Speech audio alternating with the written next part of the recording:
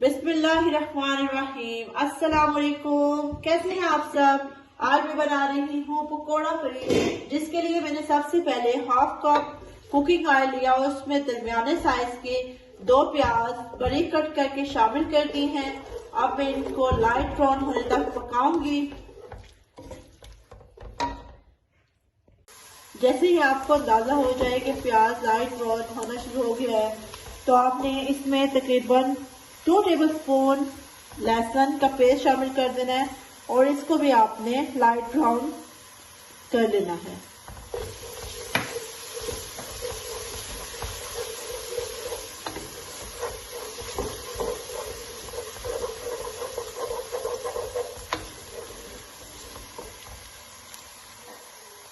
जब प्याज और लहसुन ब्राउन हो जाए तो आपने इसमें शामिल कर देना है टमाटर। एक दरमियाने साइज का आपने टमाटर लेना है, उसको बारीक कट कर लेना है, उसमें शामिल कर देना है। टमाटर शामिल करके आपने टमाटर को भी अच्छी तरह से पका लेना है। टमाटर जब अच्छी तरह से पक जाए तो आपने इसमें 1.5 टेबल स्पून कश्मीरी लाल मिर्च शामिल कर देनी है। 1.5 टेबल स्पून आपने नमक शामिल कर देना है।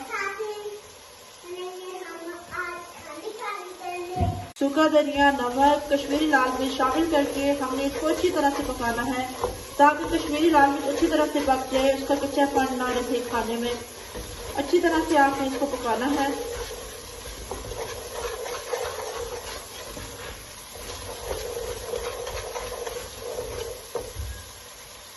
जब सारी चीजें अच्छी तरह से पक जाएं, तो आपने इसमें लस्सी शामिल कर देनी है।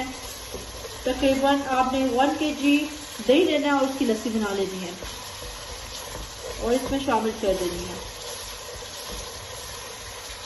अब मैं इसमें लस्सी शामिल करूंगी।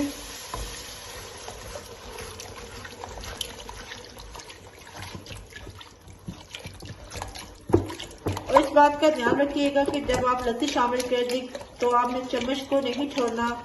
अगर आप चम्मच को छोड़ देंगे तो लस्सी खराब हो जाएगी, फूट जाएगी और कढ़ी का कोई जायका नहीं आएगा। जब तक लस्सी को उबाल आए तब तक आपने चम्मच को हिलाते रहना।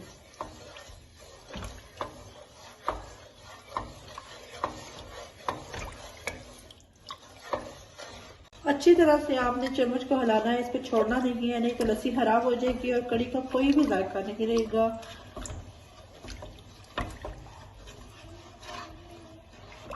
ये देखिए जी, लस्सी को अच्छी तरह से उबाल आ गया। अब मैं इसको छोड़ दूंगी। अब कोई मसला नहीं, लस्सी खराब नहीं होगी, कढ़ी अच्छी तरह से तैयार हो जाएगी। और आपने चूल्हे को स्लो करके इसको छोड़ देना और अच्छी तरह से कढ़ी को पकने देना है।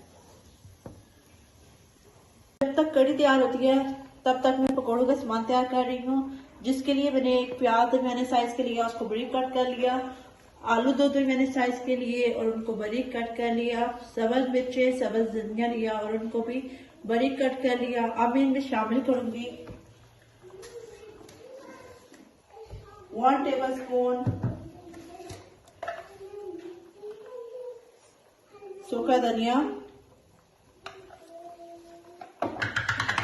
1 table spoon red chilli flex,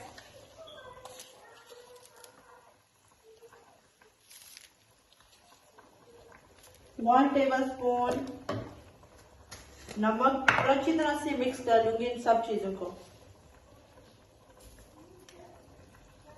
सब चीजें अच्छी तरह से मिक्स करके अब आपने इसमें बेसन शामिल करना है। जितनी आपकी जरूरत हो उतना ही आपने इसमें बेसन ऐड करना है और इसको अच्छी तरह से मिक्स करके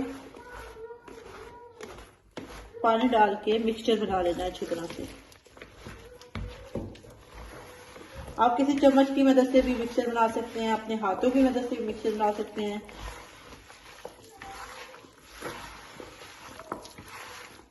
अच्छी तरह से आपने इसको मिक्स करना है।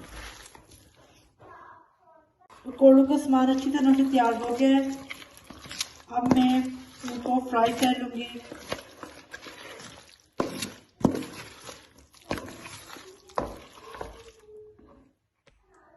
जब कढ़ी के ऊपर इस तरह कुकिंग ऑयल आ जाए तो समझ जाए कि कढ़ी तैयार हो गई है। आपने इसमें थोड़ा सा सब्ज़ धनिया बारीक कट करके और गरम मसाला पिसा हुआ शामिल करके बंद कर देना है। पकौड़े शामिल करके आपने बिल्कुल लो फ्लेम पे रख के पकौड़े पकाने हैं ताकि पकौड़े अंदर तक पके। अगर आप फुल फ्लेम पे पकाएंगे तो पकौड़े अंदर से पकेंगे नहीं और बाहर से पक जाएंगे और कोई टेस्ट नहीं रहेगा। इसलिए पकौड़े आपने हमेशा लो फ्लेम पे पकाने हैं। अब मैं पकौड़े कढ़ी में शामिल करूंगी।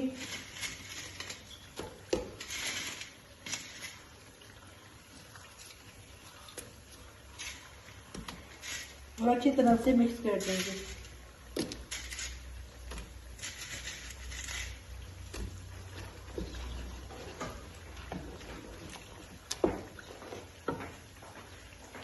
लीजिए मजेदार से पकौड़ा कढ़ी तैयार है। आइए सब मिलके एंजॉय करते हैं।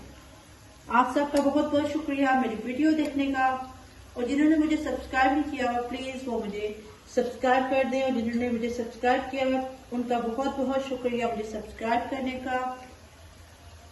सब मेरी वीडियो को लाइक कर दीजिए। अल्लाह हाफिज। सब अपना ख्याल रखिएगा। फी अमानिल्लाह।